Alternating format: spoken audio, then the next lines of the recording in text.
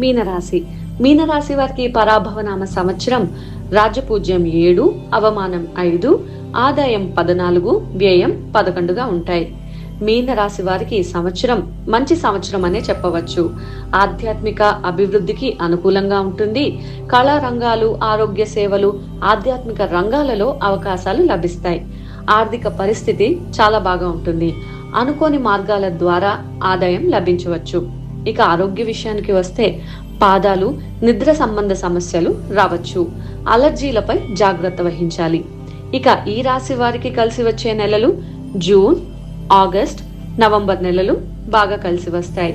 ఇక వీరు చేసుకోవాల్సిన పరిహారాలు: గురువారం సత్యనారాయణ్ణి పూజించడం చాలా శుభం కలిగిస్తుంది. అలాగే వీరికి కలిసి వచ్చే రంగు పసుపు.